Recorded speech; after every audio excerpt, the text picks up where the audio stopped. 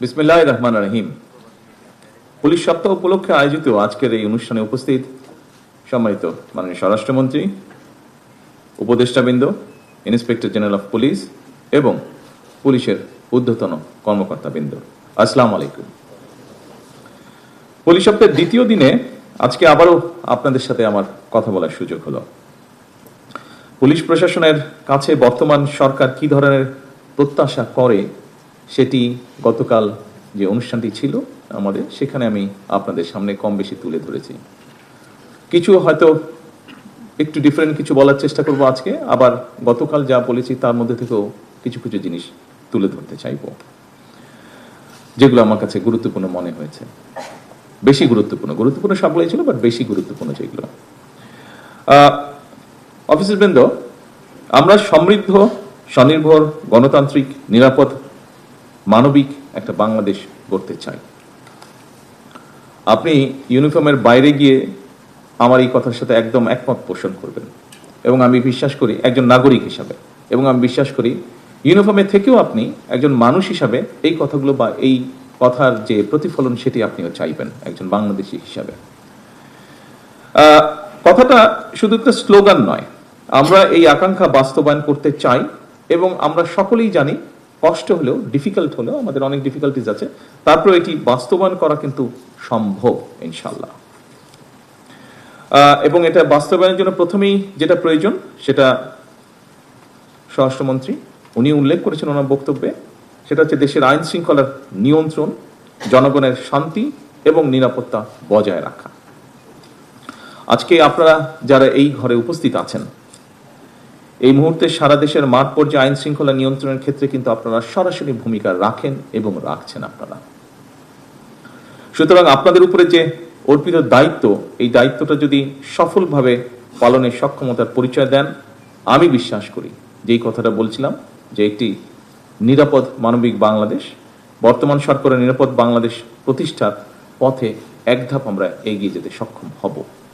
আমি জানি আপনাদের লিমিটেশনস আছে, আমাদের সকলের লিমিটেশনস আছে, তারপরেও আমরা আমাদের অবস্থান থেকে যতটুকু পারি আমরা যদি চেষ্টা করি, সকলে যদি এফোর্ট নেই, আমরা এক ধাপ অন্তত এগিয়ে যেতে পারবো ইনশাল্লাহ, আমি দৃঢ়ভাবে বিশ্বাস করি। উপস্থিত অফিসারবৃন্দ, গতকালকে সারা দেশের পুলিশ কর্মকর্তা এবং সদস্যকে আমি বৈঠকে অনেকগুলো কথা বলেছিলাম। সবগুলো কথা প্রথমেই বলেছি, পুনরুল্লেখ করতে চাই না আমি আবার। তারপরেও এখানে যেই বিষয়টি আলাপ হয়েছে, আবারও এরকম একটা বিষয় নিয়ে আসতে চাই সামনে, সেটা হচ্ছে প্রতিনিয়ত যে প্রযুক্তিগত যে উন্নয়ন, এটা আমাদের এখানে যে অপরাধগুলো হচ্ছে এই টেকনোলজির কারণে এটা ধারণ পাল্টেছে। ফলে স্বাভাবিকভাবে পুলিশ প্রশাসনের কার্যক্রমের যে পরিধি সেটার আরো অনেক ব্যাপক এবং বিস্তৃত হয়েছে। স্বাভাবিকভাবেই বর্তমানের পুলিশের কার্যক্রম এখন আরো অনেক কয়েক দশক আগে যেমন ছিল তেমন না। বলা যায় শুধু যে মাত্র শহর বা জেলার ভিতরেও সীমাবদ্ধ তাও না, বর্তমানে যেটাকে বলে ট্রান্সন্যাশনাল অর্গানাইজড ক্রাইম, বৈশ্বিক বাস্তবতা যেটা, এবং এই কারণেই বিশেষ করে আমাদের প্রত্যেক পুলিশ কর্মকর্তাকে আরো বহুমুখী, দক্ষ হওয়া প্রয়োজন। এটা বোধহয় এখন স্বাভাবিকভাবে আপনারা কাজ করতে গিয়ে এই সমস্যাটা ফেস করছেন, এবং এটা সময়ের একটা দাবি। এরকম বাস্তবতাতেই পুলিশ প্রশাসনের নির্দিষ্ট কিছু পদ নয়, বরং আমি মনে করি প্রত্যেকটা পদই অত্যন্ত গুরুত্বপূর্ণ, প্রত্যেকটি পদ, যার যেখানে যেই পোস্টিং আছেন আপনি। সুতরাং প্রশাসনের সকল পদেই কাজ করার পেশাদারী মানসিকতা থাকাও কিন্তু অত্যন্ত জরুরি। শুধুমাত্র পদোন্নতি কিংবা নিজেদের পছন্দ মতন জায়গায় পোস্টিং এর জন্যই যদি আমরা মনে করে থাকি, তাহলে সেটা আমি মনে করি যে পেশাদারিত্বের সঙ্গে যে আপোষ, সেই আপোষটা হয়ে যায়। এটাতে হয়তো আপনি আপনার ইচ্ছা মতন বা প্রয়োজন মতন বা চাহিদা মতন পোস্টিং পেলে হয়তো সাময়িকভাবে আপনি এটা তুষ্ট হবেন, হ্যাপি হবেন আপনি, তবে এটা আপনার যে পেশাদারিত্ব আছে, আপনার যে প্রফেশনালিজম আছে, সেটার সাথে কম্প্রোমাইজ করা হয়। সেজন্য আপনাদের কাছে আমার বিশেষ আহ্বান থাকবে যে পুলিশ প্রশাসনে আপনাদের উপর যার যেখানে দায়িত্ব ভার অর্পিত হয়েছে, সেই কাজটি গুরুত্ব সহকারে দয়া করে পালন করবেন, এবং তাহলেই আমি মনে করি ধীরে ধীরে আমরা অবশ্যই একটা দক্ষ, গতিশীল এবং পেশাদার পুলিশ প্রশাসন ধীরে ধীরে গড়ে তুলতে পারব।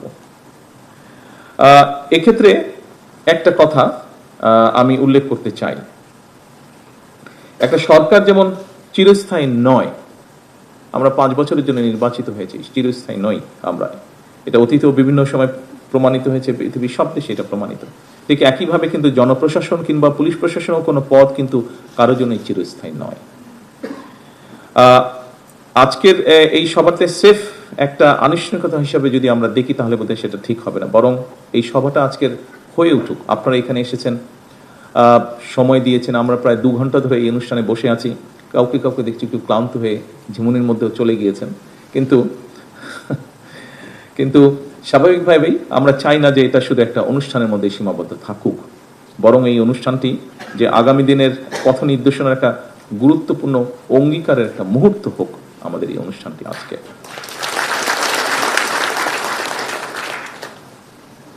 অফিসার বৃন্দ, বিশ্বের যে কোনো দেশেই একটা সরকারের সাফল্যের জন্য দক্ষ, সাহসী, সৎ, নিরপেক্ষ পুলিশ প্রশাসনের বিকল্প কোনো আছে বলে আমি মনে করি না। এর কোনো বিকল্প নেই।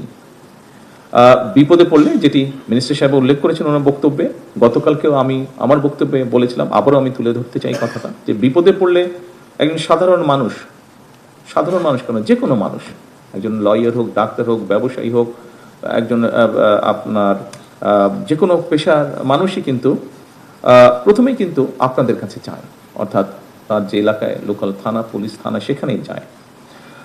আমি দৃঢ়ভাবে বিশ্বাস করি, আমি নিজের অভিজ্ঞতা দিয়েও দেখেছি, আমি দৃঢ়ভাবে বিশ্বাস করি সেখানে যে রেসপন্সিবল পুলিশ অফিসার থাকে, পুলিশ সদস্যরা থাকেন, তারা যদি আন্তরিকভাবে চান তাহলে আইনি এবং কৌশলী ভূমিকা নিয়ে কিন্তু অনেক ঘটনা শুরুতেই নিষ্পত্তি করা যায়।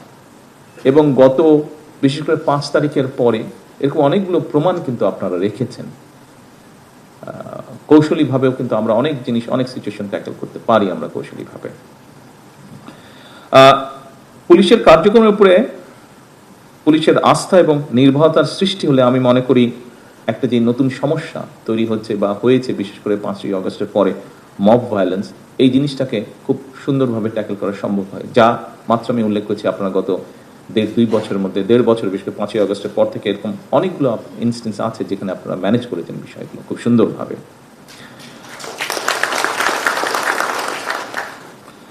দীর্ঘ 1.5 দশকে আমরা একটা ফাঁসিবাদ শাসনের মধ্যে দিয়ে ছিলাম। 2024-এর অভ্যুত্থানের পরে বর্তমান সরকার জনগণের কাছে গণতান্ত্রিক সরকার হিসেবে পরিচিত একটা জবাবদিহিমূলক সরকার হিসেবে আমরা গড়ে তুলতে চাই এই সরকারকে। এই সরকার পুলিশ বাহিনীকে এমন একটা রূপ দিতে চায় যেখানে পুলিশ সত্যিকারভাবে হবে জনবান্ধব, এবং শুধু জনবান্ধব নয়, আমরা চাই মানুষের একটা আস্থা তৈরি হবে, আপনারা একটা আস্থার জায়গা হবেন, মানুষের, সাধারণ মানুষের একটা আস্থার জায়গা হবে।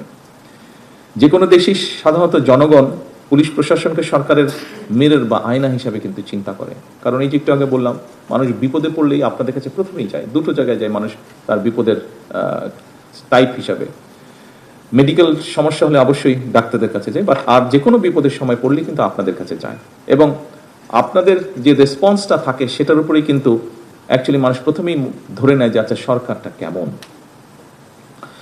এবং সেজন্যই পুলিশ প্রশাসনকে সরকারের আয়না হিসেবে বিবেচনা করা হয়। সুতরাং পুলিশ প্রশাসন সফল হতে কার্যত সেটা সরকারের সফলতা হিসাবেই বিবেচিত হয়। অফিসারবৃন্দ, একটি শক্তিশালী, জবাবদিহিমূলক, আইনসম্মত এবং জনবান্ধব রাষ্ট্র ব্যবস্থা গড়ে তোলার ক্ষেত্রে আপনাদের ভূমিকা অনস্বীকারযোগ্য।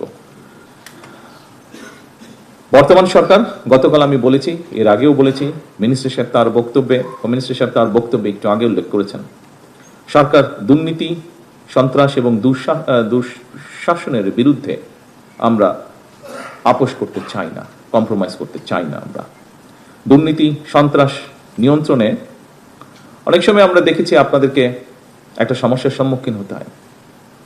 পলিটিক্যাল পরিচয় বা পলিটিক্যাল আইডেন্টি, ইনফ্লুয়েন্সিয়াল আইডেন্টি, এরকম বিষয় আপনাদেরকে ফেস করতে হয়।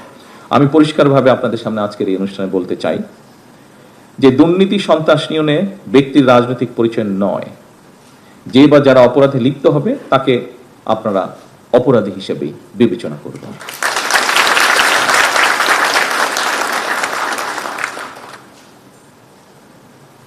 কোন ব্যক্তি বা দল কিন্তু আপনাদের দল নয়, বরং আপনারাই কিন্তু আইনের রক্ষক। এই জিনিসটা কিন্তু আপনাদেরকে মনে রাখতে হবে। আপনার দায়িত্ব পালন করবেন রাষ্ট্র এবং জনগণের কল্যাণে। একটু আগে আমি বলেছি, জনগণের সঙ্গে পুলিশের সম্পর্ক হবে আইনগত এবং মানবিক। যে জিনিসটা গতকাল বোধহয় একাধিকবার আমি জোর দিয়েছিলাম, জনগণের সঙ্গে সম্পর্কটা কি হতে হবে আমাদের। অন্য সকল কার্যক্রমের পাশাপাশি রাজনৈতিক অস্থিতিশীল পরিস্থিতি নিয়ন্ত্রণেও কিন্তু আপনাদের ভূমিকা কার্যক্রমের একটা উল্লেখযোগ্য সময় ব্যয় হয়। এটা দায়িত্বেরই অংশ, এটা কম বেশি পৃথিবীর সব দেশেই হয়ে থাকে। বর্তমান সরকার অবশ্যই জনগণের গণতান্ত্রিক রাজনৈতিক অধিকার নিশ্চিত রাখতে চায়, তবে কেউ যেন সাম্প্রদায়িক সম্প্রীতি কিংবা কোন রকমের নাশকতামূলক কার্যক্রমে লিপ্ত হতে না পারে, এটিও কিন্তু আমাদের সকলকে মনে রাখতে হবে। আপনারা দেখেছেন, আমরা অনুষ্ঠান শুরুতেই সকল ধর্মের প্রতি শ্রদ্ধা রেখেই কিন্তু আমরা এখানে অনুষ্ঠানটা শুরু করেছি। এখানেও আপনারা আজকে যারা বসে আছেন, আমরা অবশ্যই এক ধর্মের মানুষ সকলে বসে নেই, এখানে বিভিন্ন ধর্মের মানুষ আমরা উপস্থিত আছি, হয়তো সংখ্যায় কম বা বেশি।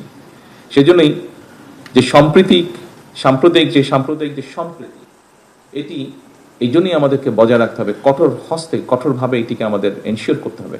কারণ আপনার সাথে খুব ভালো সম্পর্কের একজন সহকর্মী আছেন, হতে পারেন তিনি আপনার সহধর্মের মানুষ নন, অন্য ধর্মের মানুষ, কিন্তু আপনার সাথে মানুষ হিসাবে, একজন সহকর্মী হিসাবে তার সাথে আপনার সম্পর্ক অত্যন্ত ভালো, অত্যন্ত ফ্রেন্ডলি সম্পর্ক।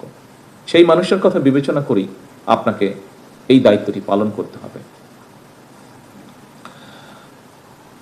উপস্থিত অফিসারবৃন্দ, সরকারের পক্ষ থেকে আপনাদের কাছে একটি বিষয় সম্পর্কে স্পষ্ট ধারণা থাকা দরকার। সেটা হলো, বর্তমান সরকার নির্বাচনী ইশতেহার এবং জনগণের সামনে স্বাক্ষরিত যে জুলাই সনদ, এটার প্রতিটি দফা, প্রতিটা অঙ্গীকার পর্যায়ক্রমে অক্ষরে অক্ষরে বাস্তবায়ন করবে ইনশাআল্লাহ। এ নিয়ে আমার মনে হয় কারোর মধ্যে সংশয় থাকার প্রয়োজন নেই। রাষ্ট্র ও সমাজে মানুষ নানা রকম অপরাধে জড়িয়ে পড়ে। অর্থনৈতিক বৈষম্য স্বাভাবিকভাবেই এর অন্যতম একটি কারণ। এখানে একজন বক্তা বক্তব্যে বলেছেন, স্বাভাবিকভাবেই বেসিক ডিমান্ডগুলো যদি মানুষের পূরণ হয়, সেক্ষেত্রে সমস্যার সমাধান হয়, অনেক সমস্যাই এড়ানো সম্ভব হয়।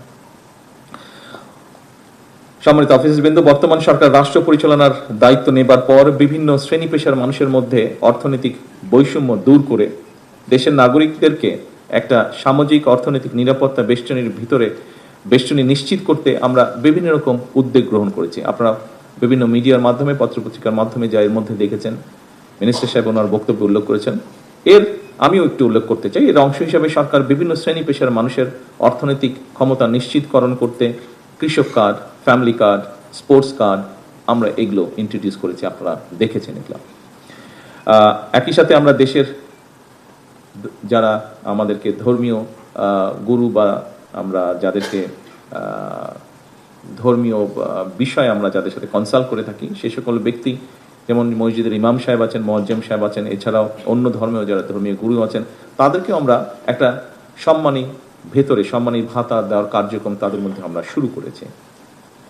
আমরা বর্তমান সরকার দলমত নির্বিশেষে রাষ্ট্র ও সমাজের প্রত্যেকটা মানুষকে রাষ্ট্রীয় সামাজিক নিরাপত্তা বেষ্টনীর মধ্যে নিয়ে আসতে চাই, এটি আমাদের লক্ষ্য। অর্থাৎ ধীরে ধীরে আমরা একটি ওয়েলফেয়ার স্টেট আমরা তৈরি করতে চাই। দেশকে বন্যা খরার অভিশাপ থেকে মুক্ত করতে আমরা ইতিমধ্যেই জনগণের শ্রমের বিনিময়ে 20,000 কিলোমিটার খাল খননের কর্মসূচি হাতে নিয়েছি, এবং শুধু হাতেই নিইনি, আমরা কাজটি শুরুও করেছি। আমরা মনে করি, খাল খনন পুনর্খননের মাধ্যমে পানি সংরক্ষণ নিশ্চিত করা গেলে কৃষকগণ যেমন সারা বছর মৌসুম অনুযায়ী ফসল উৎপাদনের সুযোগ পাবে, অপরদিকে খাল খননের মাধ্যমে অনেক মানুষ সাময়িক কর্মসংস্থানের পাশাপাশি নিজেদের মধ্যে পারস্পরিক সংহতি ও সমৃদ্ধি সৃষ্টিতেও একটি অবদান রাখবেন। এছাড়া প্রাকৃতিক কতগুলো বিষয় তো অবশ্যই আছে। পানির একটি বিশাল সমস্যা সারা দুনিয়াতে তৈরি হচ্ছে, এনার্জি সমস্যার পাশাপাশি। অফিসারবৃন্দ, সরকার পুলিশ বাহিনীর কল্যাণ নিশ্চিত করতেও আমরা সচেষ্ট। সততা, মেধা এবং দক্ষতাই হবে প্রশাসনের নিয়োগ, বদলি কিংবা প্রমোশনের মূল নীতি। আমরা দেখেছি অতীতে, আপনারাও অনেকেই এক্সপিরিয়েন্স ফেস করেছেন। এখানে রেজা তার বক্তব্যে একটি কথা বলে গিয়েছে, আমরা চাই না এসব ঘটনা পুনরাবৃত্তি হোক, তবে এক্ষেত্রে সরকারের এই নীতি যদি বাস্তবায়ন করতে হয়, আপনাদেরও সহযোগিতা প্রয়োজন, এবং সেই সহযোগিতা অবশ্যই হতে হবে আপনাকে দক্ষতা অনুযায়ী দায়িত্ব সঠিকভাবে পালন করার মধ্য দিয়ে। পুলিশের দায়িত্ব আমরা জানি, গতকালও আমরা আপনাদের ভেতর থেকে, পুলিশ সদস্যদের মধ্যে থেকে কয়েকজন বক্তব্য রেখেছেন, তার ভেতর থেকে এসেছে, সেই কথাটি আমি আজকে পুনরাবৃত্তি করতে চাই। পুলিশের দায়িত্ব কখনোই নির্দিষ্ট সময়ের মধ্যে সীমাবদ্ধ থাকে না। আমরা প্রতিনিয়তই ব্যাপারটা দেখছি। একজন পুলিশ সদস্য দিন রাত সপ্তাহে প্রতিটি দিন, এমনকি ছুটির দিনেও দায়িত্ব পালন করে থাকেন। তাই পুলিশ কর্মকর্তা এবং সদস্যদের শারীরিক মানসিক সুস্থতা নিশ্চিত করার ব্যাপারে অবশ্যই সরকার উদাসীন থাকতে পারে না, যেটি আপনাদেরও একটি ডিমান্ড আছে এরকম। সুতরাং আপনাদের প্রতিটি যৌক্তিক এবং প্রয়োজনীয় প্রত্যেকটি দাবি বর্তমান সরকার অবশ্যই একসাথে আমাদের পক্ষে সম্ভব না। পর্যায়ক্রমিকভাবে আমরা আমাদের সর্বোচ্চ গুরুত্ব থাকবে পর্যায়ক্রমিকভাবে ধীরে ধীরে ইনশাল্লাহ বাস্তবায়ন করা।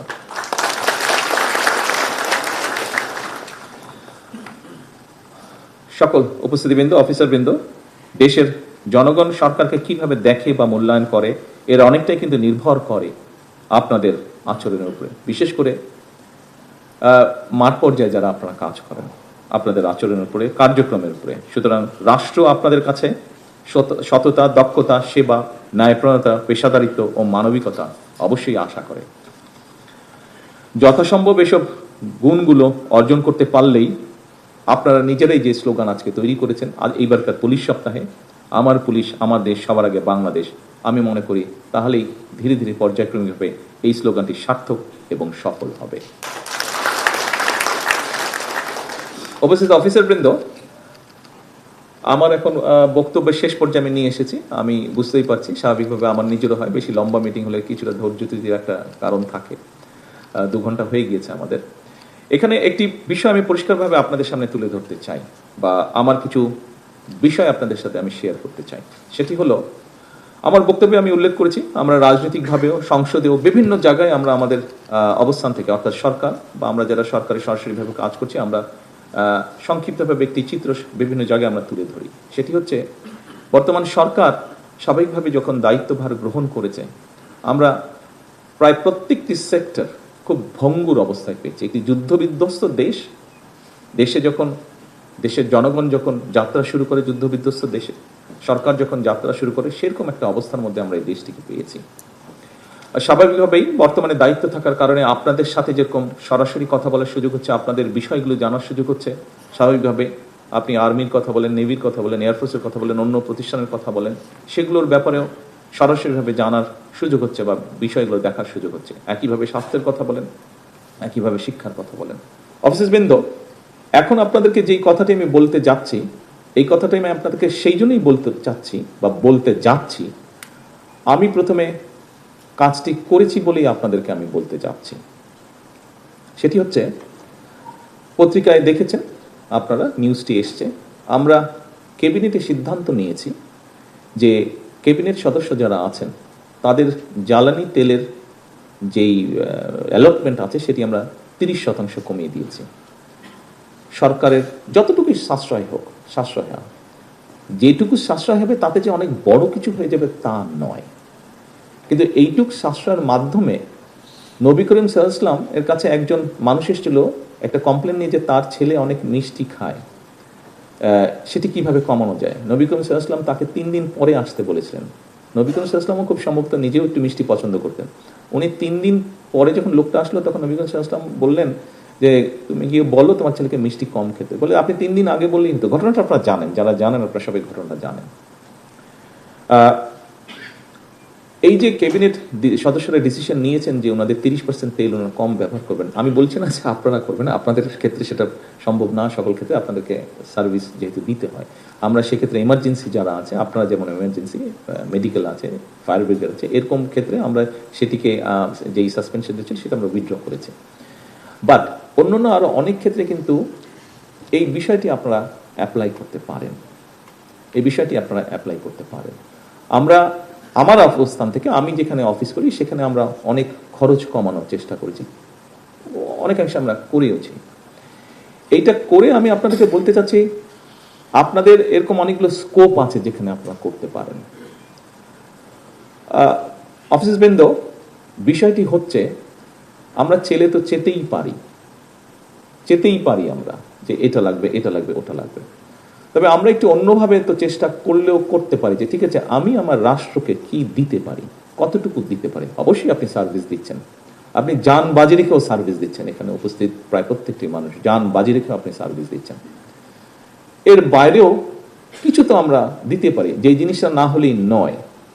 আমরা অনেক জিনিস আছে এরকম যে এই জিনিসটা আমরা যদি স্কিপ করি, আমরা যদি বাদ দিই তাহলেও হবে, এবং তাতে রাষ্ট্র বা সরকারের কিছুটা হলেও সেভ হবে। আমরা যদি এই মানসিকতা, এই জন্যই আমি আপনাদেরকে বললাম যে আমি জিনিসটা চেষ্টা করেছি আমার অবস্থান থেকে কিছুটা হলেও করতে, এবং সেইটা করার পরেই সেই সৎ সাহসটা নিয়েই আমি আপনাদেরকে বলছি, আসুন আমরা এই ঘরে দাঁড়িয়ে আমি এই পিএমওর যারা স্টাফ আছেন তাদের আমি ওত নেওয়ার পরে প্রথম যখন এই অফিসে আসলাম তাদের উদ্দেশ্যে আমি একটা কথা বলেছিলাম। আমি মনে করি এই কথাটি আজকেও এই ঘরে যারা আছেন তাদের জন্য অ্যাপ্লিকেবল। সেই কথাটি হচ্ছে, দেখুন আমরা এই মুহূর্তে এই ঘরে যারা বসে আছি, বাংলাদেশের 20 কোটি মানুষের তুলনায় আমরা কিন্তু সবাই প্রিভিলেজড, কিন্তু কোনো না কোনোভাবে আমরা প্রত্যেকেই প্রিভিলেজ, অনেকের থেকে অনেক কোটি গুণ বেশি প্রিভিলেজ।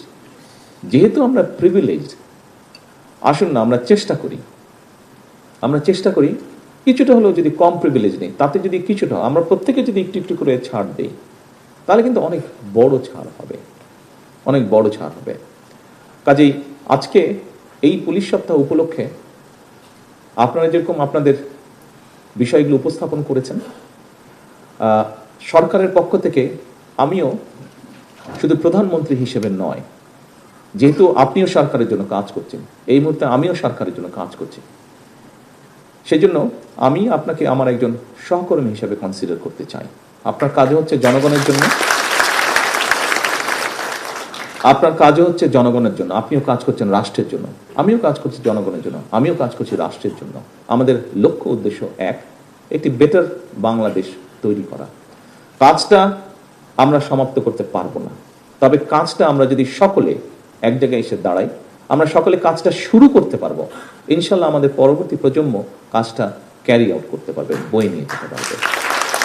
আসুন আজকের এই পুলিশ সপ্তাহে আমাদের প্রতিজ্ঞা হোক, প্রতিশ্রুতি হোক, শপথ হোক যে আসুন আমরা যে যার অবস্থান থেকে, আপনি আপনার সরকারি অবস্থান, আপনি আপনার ব্যক্তিগত অবস্থান, উভয় জায়গা থেকে আসুন আমরা এই কাজটি শুরু করি। আমরা কতটুকু দিতে পারি দেশকে, আমরা কতটুকু দিতে পারি রাষ্ট্রকে, আমরা কতটুকু করতে পারি জনগণের জন্য। সম্মানিত অফিসারবৃন্দ, সহকর্মীবৃন্দ, পুলিশের যেই সাইবার ক্রাইম ইউনিটটি আছে, আমাকে মাত্র মিনিস্টার সাহেব বললেন যে এটি আমরা যে এক্সিস্টিং আমাদের যে ইনফ্রাস্ট্রাকচার আছে, সেই ইনফ্রাস্ট্রাকচারের ভেতর দিয়ে আমরা কাজটি শুরু করতে পারবো, এটি হচ্ছে মিনিস্টার সাহেব আমাকে বলেছেন। আসুন আমরা সেটি শুরু করি। এডিশনাল যদি মিনিমাম কিছু সাপোর্ট লাগে, অবশ্যই সরকার সেই সহযোগিতা আপনাদেরকে করবে। সম্মানিত অফিসারবৃন্দ, প্রিয় সহকর্মীবৃন্দ, পুলিশ সপ্তাহ 2026-এ আজকে শেষ যে কথাটি আমি আপনাদেরকে বলবো, একজন সহকর্মী হিসাবে আসুন আমরা যে প্রিভিলেজড মানুষ আমরা যারা আছি, আসুন আমরা আমাদের অবস্থান থেকে দেশ, জাতি এবং এই দেশের মানুষ, এই রাষ্ট্র, তাদের জন্য যতটুকু সম্ভব আমরা ছাড় দিয়ে আমরা সামনে এগিয়ে যেতে সকলকে সহযোগিতা করি। এখানে আমরা যারা এই ঘরে উপস্থিত আছি, মোটামুটিভাবে আমরা সকলেই অভিভাবক সন্তানদের। মানুষ হিসেবে বা অভিভাবক হিসেবে আমরা মনে করি যে আমার পরে আমার সন্তানের কি হবে, তার জন্য যদি একটা বাড়ি রেখে যাই, একটা জমি রেখে যাই, একটা অ্যাপার্টমেন্ট রেখে যাই, তাহলে বোধহয় সিকিউর থাকবে, আমার সন্তান সিকিউর থাকবে। আমরা কেন কখনো চিন্তা করি না যে কেন সন্তানের জন্য বাড়ি, জমি, গাড়ি রেখে গেলেই সিকিউর থাকবে, কেন আমরা একটা সিকিউর দেশ তার জন্য তৈরি করে যেতে পারবো না।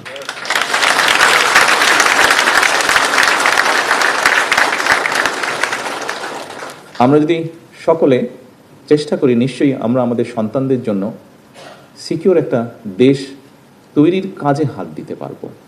আমরা যদি তৈরির কাজে হাত দিই, নিশ্চয়ই আমাদের পরবর্তী যারা আছে তারা, এমনকি আমাদের সন্তানরাও দেশটাকে সিকিউর করতে পারবে। আসুন আমরা সেই সিকিউর দেশটা তৈরি করে আমাদের সন্তানদের জন্য। ধন্যবাদ।